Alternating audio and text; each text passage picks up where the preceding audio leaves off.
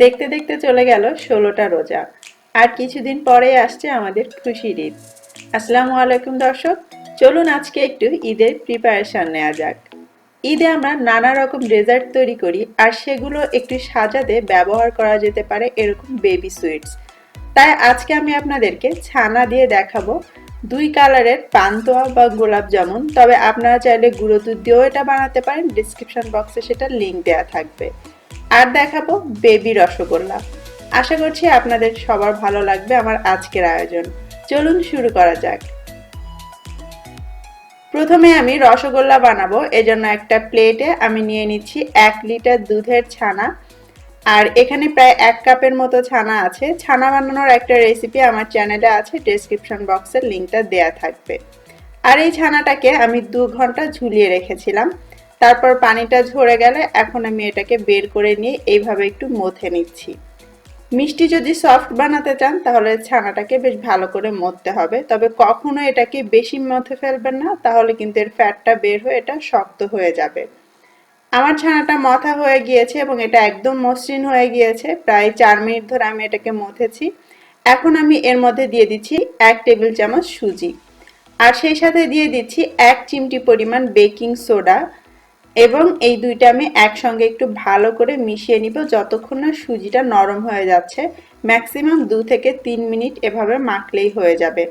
আর সুজিটা কিন্তু অনেক সময় ডিপেন্ড করে যে আপনার ছানায় কতটা ভেজা ভাব আছে বা কতটুকুন লাগবে। তো আপনি একটু বুঝে দিবেন। যখন দেখবেন যে মাখতে মাখতে প্লেটটা পরিষ্কার হয়ে গিয়েছে, তখন বুঝবেন সব কিছু একদম পারফেক্ট আছে। এবার এটার থেকে ছোট ছোট করে কতগুলো আমি বল বানিয়ে নিব। যেহেতু বেবি রসগোল্লা বানাবো তাই আমি সাইজটা ছোট করছি। আপনি চাইলে আরও একটু ছোট করতে পারেন, তবে রেগুলার রসগোল্লা বানাতে গেলে আপনার এটাতে 8 থেকে 10টা রসগোল্লা হবে। এইবারে আমি চুলায় একটা হাঁড়ি বসিয়ে তাতে 1 কাপ চিনি নিয়ে নিচ্ছি, আর সেই সাথে দিয়ে দিচ্ছি 3 কাপ পানি। রসগোল্লার শিরাটা কিন্তু একটু পাতলাই হতে হবে।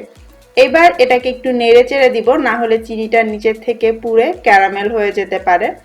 তো চুলার আঁচটা একদম হাইতে করে দিয়ে আমি এটাকে জাল করব 5 মিনিট। 5 মিনিট পরে যখন এটাতে বলক চলে আসবে, তখন আমি সেই ছানার বলগুলো এর মধ্যে ছেড়ে দিব। এখানে প্রায় 20-22টা মতো আমি ছোট ছোট বল তৈরি করেছি। তারপর এটাকে আমি ঢেকে দিব 15 মিনিটের জন্য, আর চুলার আঁচটা একদম হাই থাকবে। এই সময় ঢাকনাটা খোলাও যাবে না, আবার নাড়াচাড়া করারও দরকার নেই। হাই হিটে ঠিক 15 মিনিট ঢেকে এটাকে জাল করতে হবে। ফিরে এলাম 15 মিনিট পরে। ঢাকনাটা আমি সরিয়ে নিচ্ছি। দেখতে পাচ্ছেন রসগোল্লা কিন্তু এখন সাইজে বেশ বড় হয়ে গিয়েছে। এবার এটাকে আমি আলতো করে একটু নেড়ে দেব, আর চুলার আঁচটা আমি কমিয়ে মিডিয়াম হাইতে করে দিব। এতক্ষণ হাইতে ছিল, এখন মিডিয়াম হাইতে রেখে আবারও ঢেকে এটাকে আমি 20 থেকে 25 মিনিট একটু জাল করব।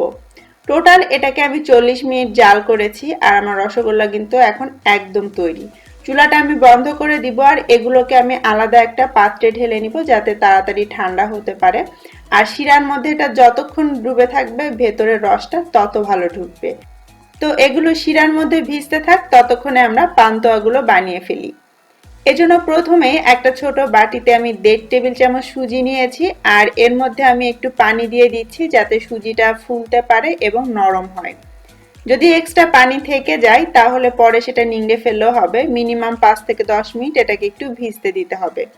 আর এখানে আমি 1 লিটার দুধের ছানা নিয়েছি, আর ছানাটাকে আমি 1 ঘন্টা ঝুলিয়ে রেখেছিলাম।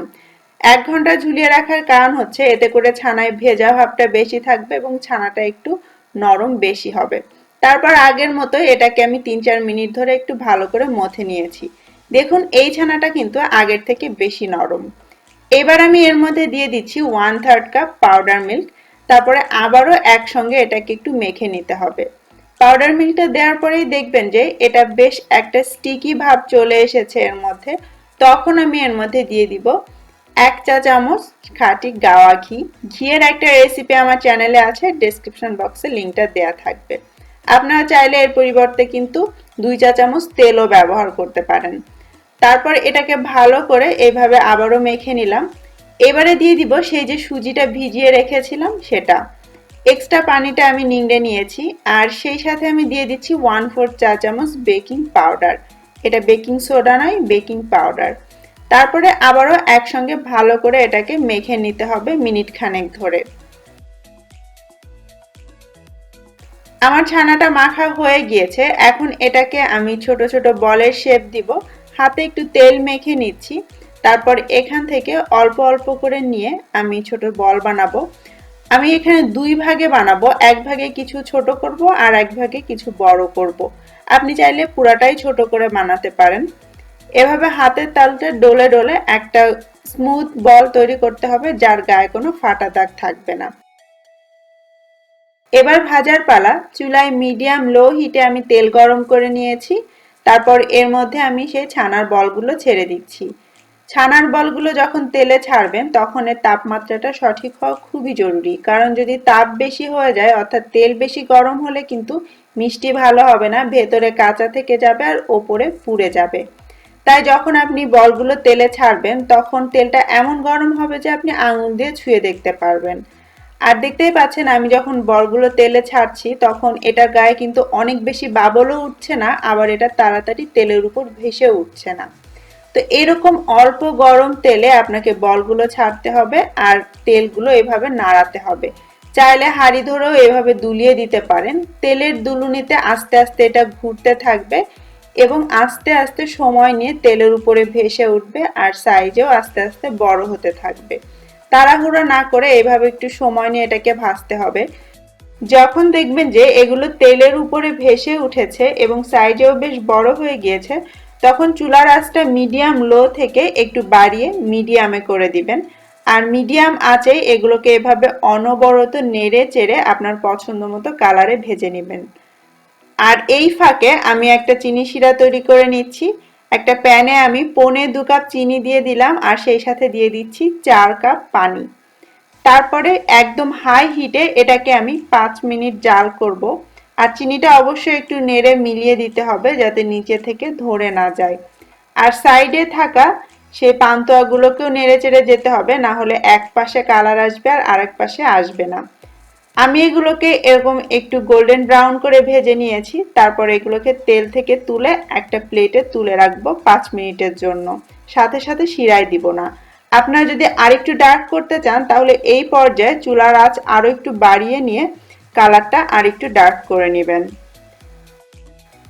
শিরাটা 5 মিনিট ধরে জাল করার পর এর মধ্যে আমি হালকা গরম সেই ভেজে রাখা বলগুলো দিয়ে দিলাম।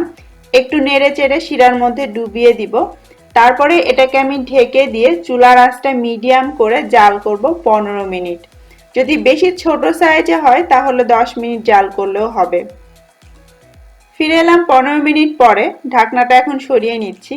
দেখুন মিষ্টিগুলো কত সুন্দর দেখতে হয়েছে আর সাইজেও কিন্তু আগের থেকে একটু বড় হয়ে গিয়েছে। একটা মিষ্টি আমি একটু কাছ থেকে দেখাই।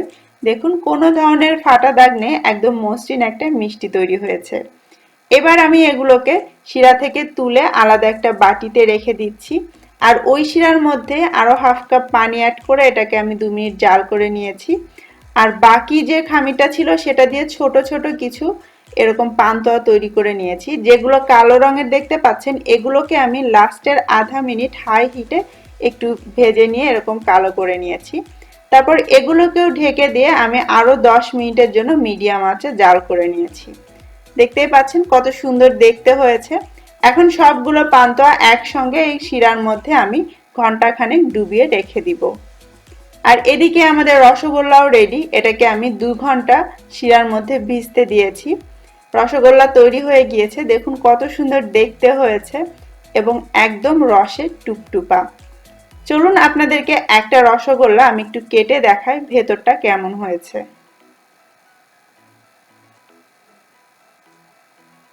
দেখুন কত সুন্দর সফট একটা মিষ্টি তৈরি হয়েছে আর ভেতরটাও আলহামদুলিল্লাহ খুবই টেস্টি হয়েছে খেতে। এবারে আমরা পান্তুয়াগুলো একটু ঠিক করে নিই। যেগুলো একদম ছোট ছোট করে আমি তৈরি করেছি সেগুলোকে আমি আলাদা করে নিচ্ছি, আর যেগুলো একটু রেগুলার সাইজে আছে সেগুলো এখানেই রেখে দিচ্ছি। এখন এখান থেকে একটা মিষ্টি আমি আপনাদেরকে কেটে দেখাবো যে ভেতরটা কেমন হয়েছে। ছোট একটা মিষ্টি নিলাম। তারপর একটা প্লেটের উপরে এটা উঠিয়ে নিচ্ছি।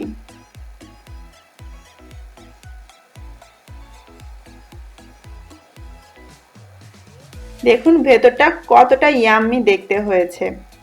আপনারা যদি ছানা দিয়ে এই মিষ্টিটা না তৈরি করতে চান তাহলে চাইলে গুঁড়ো দুধ দিয়েও করতে পারবেন। এখন সেই ছোট পান্তুয়াগুলোর সাথে আমি কয়েকটা ছোট রসগোল্লা দিয়ে দিচ্ছি। তারপর এগুলোকে একসঙ্গে একটু মিক্স করে নিলেই তৈরি হয়ে যাবে 3 কালারের বেবি সুইটস, যেটা দিয়ে আপনি নানা ধরনের ডেজার্ট সাজাতে পারেন অথবা এটাও একটা ডেজার্ট হিসেবে সার্ভ করতে পারেন। চাইলে এটাকে ড্রাইও রাখতে পারেন অথবা হালকা শিরা দিয়ে এভাবে ভিজিয়েও রাখতে পারেন। আশা করছি আমার আজকের রেসিপি আপনাদের ভালো লেগেছে। ভালো লাগলে অবশ্যই কমেন্ট করে আমাকে সেটা জানাবেন। ঈদের পরবর্তী রেসিপিগুলো দেখার আমন্ত্রণ জানিয়ে আজকের মতো বিদায় নিচ্ছি। আল্লাহ হাফেজ।